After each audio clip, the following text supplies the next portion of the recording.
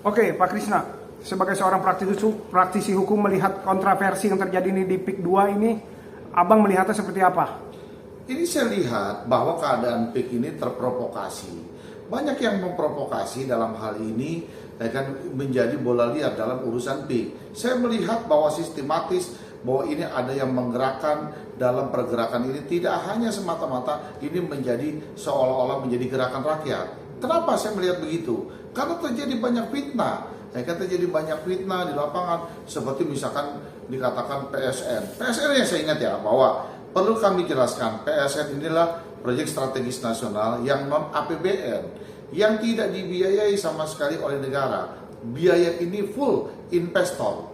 Kenapa ada keuntungan PSN ini diberikan kepada investor? Karena lahan-lahan yang terabaikan saat ini, lahan-lahan yang tidak digunakan, itu akan dijadikan fasilitas oleh pengembang PIK, ya kan, menjadi penyangga PIK, artinya menjadi fasilitas PIK. Bukan itu dibangun untuk dikompresikan oleh PIK seolah-olah mendapatkan satu keuntungan semata-mata, tidak, gitu loh. Jadi jangan seolah-olah kemarin bahwa saya tidur telah memprovokasi bahwa keadaan PSN begini, sekarang tidak terbukti, ya kan. Lalu sekarang mau memprovokasi seperti apa lagi? Mau seperti apa lagi? Dianggap bahwa sosok seperti Aguan dianggap seperti mafia tanah. Perlu diingat, negara ini kan kita ini cukup bangga. Kalau pribadi saya cukup bangga mempunyai seorang seperti Pak Aguan, di mana beliau itu berkontribusi besar terhadap negara. Satu contoh seperti kejadian kayak IKN kemarin. Beliau tuh ada di garda terdepan loh, kan, untuk bagaimana membantu pemerintah membangun agar marwah bangsa ini menjadi pusat ibu kota selesai dengan waktunya. Beliau ada di garda terdepan. Jadi orang-orang seperti Pak Aguan ini harus kita berapresiasi, ya kan gitu, memberikan apresiasi yang cukup kepada sosok seorang Pak Aguan. Bang, seperti apa sih Bang? Kayak dia terlalu lantang gitu Bang untuk menyuarakan ini Bang. Saya nggak paham apa sih sebenarnya dikejar oleh Said Didu. Permasalahannya kan dia punya tanah, betul. Kalau dia punya tanah, dia mau dijual. Kemudian oleh manajemen tidak sepemahaman dengan kondisi harga misalkan. Lalu tempatnya saat ini belum juga digunakan oleh pihak pengembang. Lalu pengembang tidak sepakat dengan angka-angka yang tidak sepaham dengan angka atau kesepakatan yang deal. Nggak boleh marah. Ya kan, artinya kan pengembang punya hitungannya sendiri. Bagaimana proyeksinya dia membayar tanah seseorang. Yang pasti setahu saya, ya kan, Agus Dayu tidak pernah membeli di bawah NJOP. Yang pasti dia selalu membeli di atas NJOP. Jadi ya, contoh-contoh kalian lihat. Perencanaan pembangunan zona A. Ya kan, zona A tuh seperti ini nih. Coba nih kalian lihat. Yang akan dibangun nih, iya. Ya kan? Itu dibangun masjid juga ya Bang? Dibangun masjid, bayangkan, ya kan, dibangun masjid, ya kan, dibangun masjid. Kemudian akan dibangun area taman bineka seperti ini tuh. Pembangunan zona C ini safari mangrove, sarana olahraga tuh, sarana olahraga. Nanti ada pacuan kuda, ada apa? Bayangkan.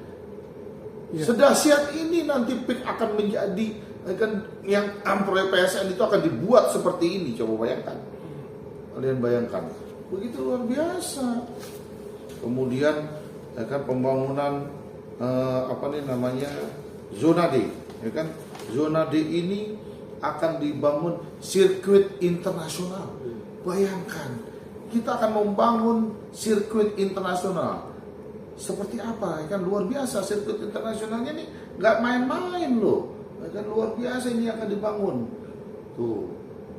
Wah, ya kan, ini zona E, extreme sport, resort. Jadi bisa dikatakan Bang, PIK 2 ini akan merubah semuanya itu menjadi, bisa dikatakan bisa jadi kota pariwisata, ya Bang? Ya, kota pariwisata, ini extreme sport, ya kan. Bayangkan, ini menjadi kebanggaan kita.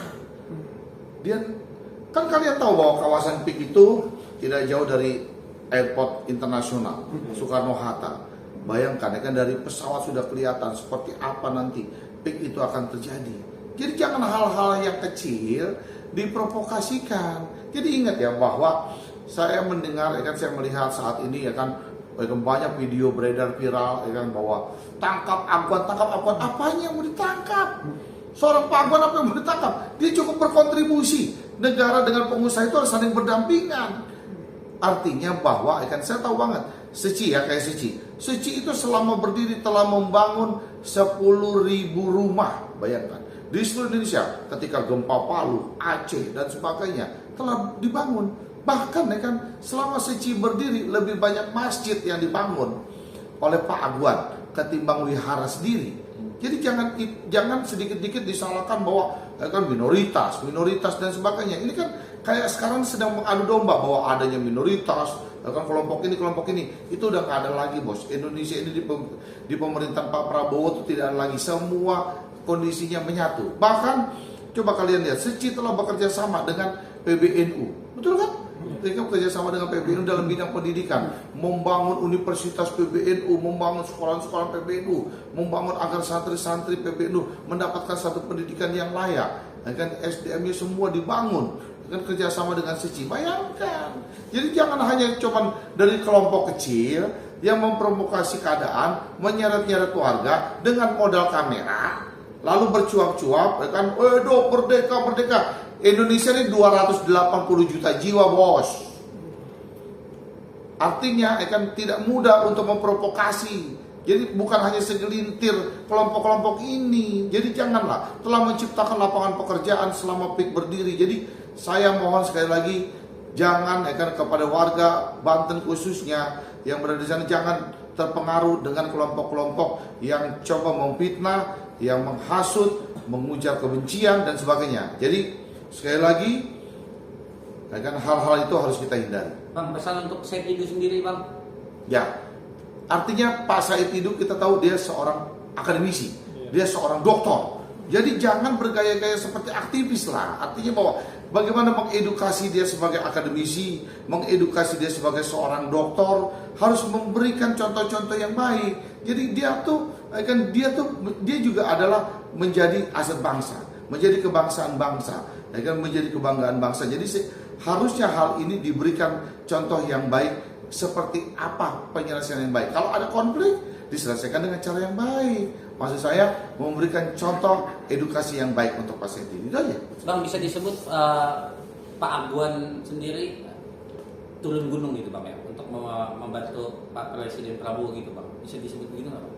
Ya artinya bukan Pak Aguan turun gunung saat ini. Jadi ketika Pak Aguan menjadi seorang pengusaha, justru Pak Aguan itu berdampingan dengan pemerintah.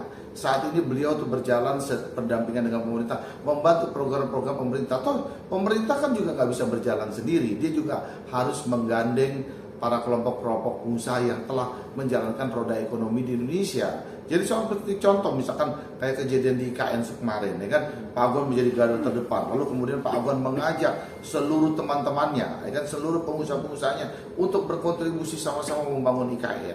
Dan alhamdulillah, ya kan, ketika 17 Agustus kemarin kan kita telah melaksanakan kegiatan kemerdekaan di IKN pertama kali. Gitu. Bang, satu pertanyaan lagi, Bang. Kenapa tidak dari dulu membangun PIK, Bang? Banyak yang mengatakan, kenapa nggak dari dulu, kenapa sekarang gitu, Bang? Apanya? Maksudnya, kan namanya pembangunan itu kan bertahap lah. Kan ketika misalkan kalau PSN kita bangun, sekarang fasilitas-fasilitas yang seperti tadi saya sebutkan, lalu sekarang kan misalkan penghuni PIK itu sendiri kan masih sedikit. Untuk apa? Sekarang kan PIK ini kan udah sampai PIK 1, PIK 2. Mungkin kebutuhannya udah semakin banyak gitu loh. Semakin banyak penduduknya. Jadi kalau dibangun fasilitas-fasilitas seperti ini, ya kan sangat memungkinkan sekali. Kalau menurut saya sih bukan karena kenapa baru sekarang kan dibangunnya PIK gitu.